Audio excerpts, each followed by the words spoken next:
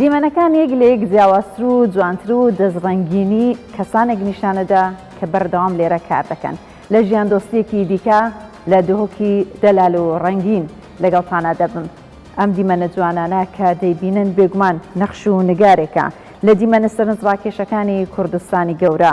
لە ئافرەتان و کار و چالاکیەکانیان. چ جوانە کاتێک کە کەسێک دێتە لامان، کەسێک دێتە هەرێمی کوردستان وەکو دیارەک وەکو دەستڕەنگینی خانمان پێشکەشی میوانانی هەرێمی کوردستانی بکەین. لەم ژیان دۆستیە ئاشناتان دەکەم بە کارگەی مافوری دهۆک و دەستڕەنگینی خانمان بە بزانین کە ئەم نەخش و نیگارانە چۆن دەهێنە سەر مافور. لەگەڵما بەردەوام.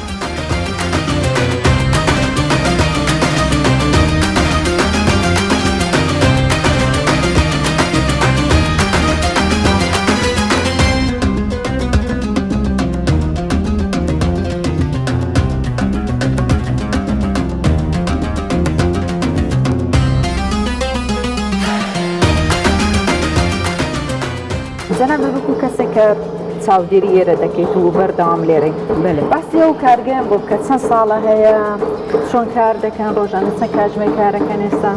تقريبا الكارجها صارت حشتي هادية بكرا وحتى نكاجي همي أفرادن بردوا من سركاري خو همي خلق دهوجنا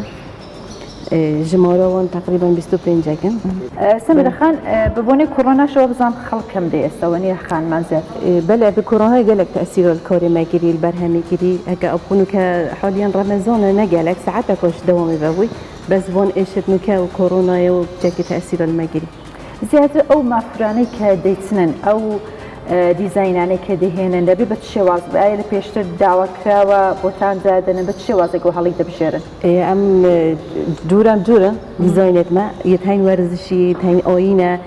یەتهین وێنێت هونەرمەندانە یەت کەست بەرمیۆسن یعنی جورە و جورن یەت جهت ئەتەرینە یعنی یەت گەڤنارن جورە و جورن. قیاسەکانیشی دەبینم کە لە سایز و قیاسی بچووکایە. گەورەش سادەکەن یا هەر بۆ سایز؟ ئەم شین گەورەژی تێگەین بەسمکە ڕغبەتە خەڵکی سەر ئەم بژین جیدارینە بجیکن دیوارەوە تەلاویسن زیاتر بۆ دیوارە و تابلە بەکاریدێنن. زۆر زیاد دەبینم کە کاتە میوانێکی بیانی بەسایبەتی لە دەرەوەی وڵاتی ئەو مافورانە زۆر جوانە کە ئەیبین ئیکەیان ئەو هەڵتانداوە زیاتر دیمەنەکانی کوردستان وەکو لە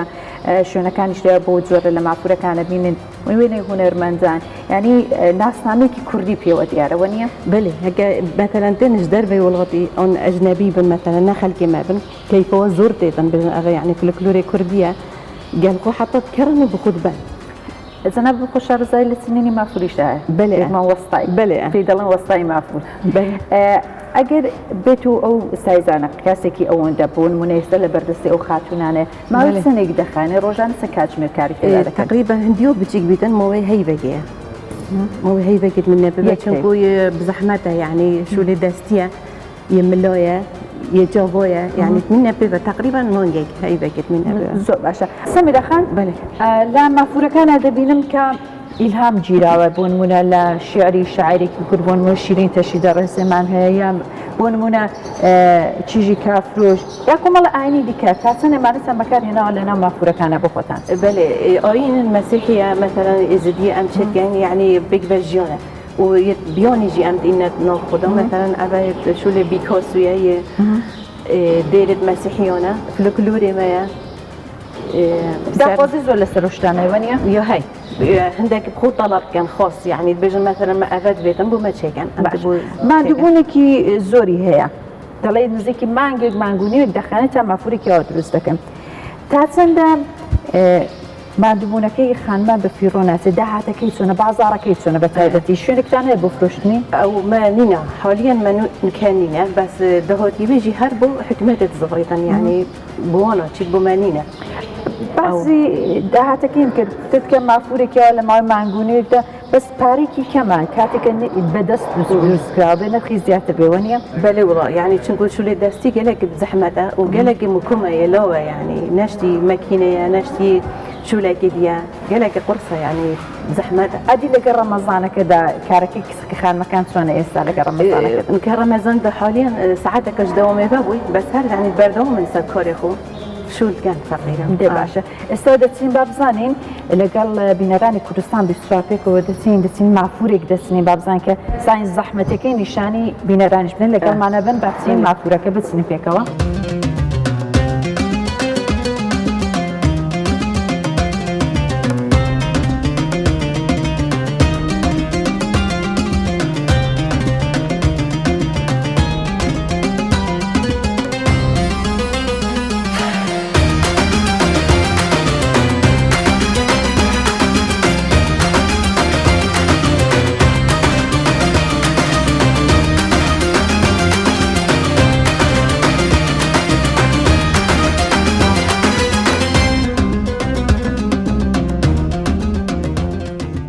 ڕەمین بۆم بەحسکە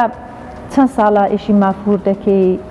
چەند سعات بە تایبەتی لە ڕەمەزانە چۆنی لەگە مافورسنینە 2016 هاتی ناوێرێ وەکو عقد حتى بێگە بێژان عقدی تقريبا ام هشتني بداوم مدرسة كت حتى سي حتى دوني بسي ام هندش شولكين نفس ساعات ما هاي استراحة ما تين زودا كت خوين او كذا خوين هنا صار شو خوبه طبعا شو ما جيكي قالك بزحمته شو دستي هاني يتجاوبونا ما قالك يعني كل زحماتي وقت هاي يعني قلت بدنا بيت دي زحماتي تبقى حتى تو محتيرة كدرستي ئەو مافورانە کە دروستێکی زیاتر ئێستا دەبینم ئاەتێکی قورئان لە بەردەستایە دوایی دیمەنێکی دیکەی کوردستانە تا ئێستا چەند مافورستنی و لە ساڵی 2016 ڕاستی بیرۆم ناهێتێ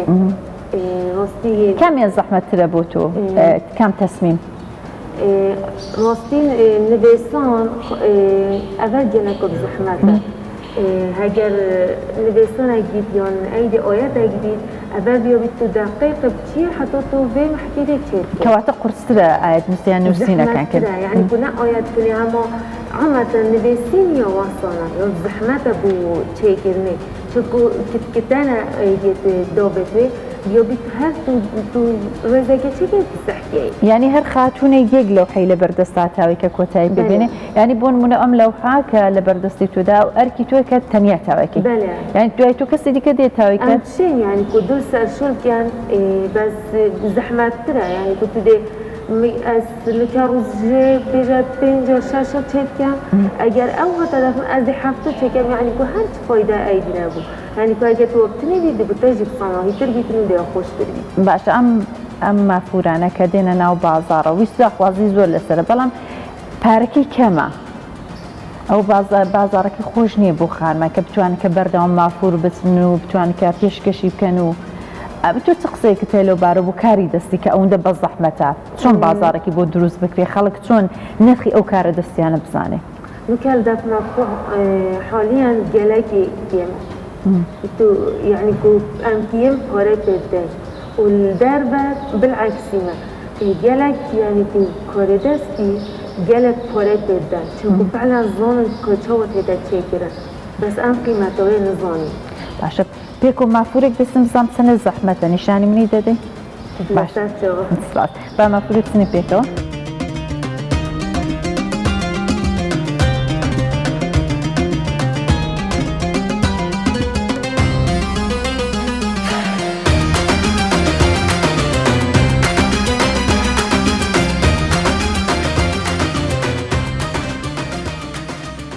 ئەمەش کارگەی مافوری دوهۆک دەستڕەنگینی خانمانی دوهۆکمان بینی کە چ دیارێکی جوانە کە بۆ وڵاتانی دەوروبەر بۆ میوانەکانمان کە دێن بە سەردان وەکو هێمایەکی کوردستان پێیان ببەخشین